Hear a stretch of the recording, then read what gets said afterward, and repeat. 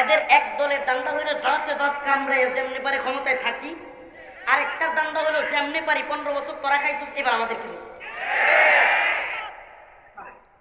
তাই না? নাকি কর কি বিরোধী দল কি নারাজ নাকি? বাস্তবতা এটাই। আপনারা শুনেন, আপনারা কে কি বলবেন দেখবার টাইম নাই। এই আয়াতের শেষের অংশে এটা আছে, ওয়ালা ইয়াখাফুনা লাউমাতা লাইম, এটা পরে আসতেছি। আমরা নিন্দুকের নিন্দার পরোয়া করি না। কোন পক্ষ, এই পক্ষ সরকার পক্ষ না, বিরোধী পক্ষ না, অমুক পক্ষ তমুক পক্ষ কষ্ট পাবে, নারাজ হবে, আমাদেরকে কি বলে এই ঘৃণা করবে বা বিদ্বেষ চড়াবে কিংবা নিন্দা করবে, এটার পরও আমরা করে কথা বলি না।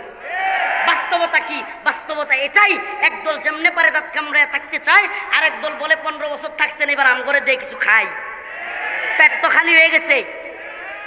এই খাই খাই খাই খাই অবস্থা থেকে আমাদেরকে নিজেদেরকে সেফ রাখতে হবে। মনে রাখতে হবে, কোরআন সুন্নাহ ব্যতীত, শাসন ব্যবস্থা ব্যতীত আমাদের মুক্তি, কামিয়াবি, সফলতা আসবে না।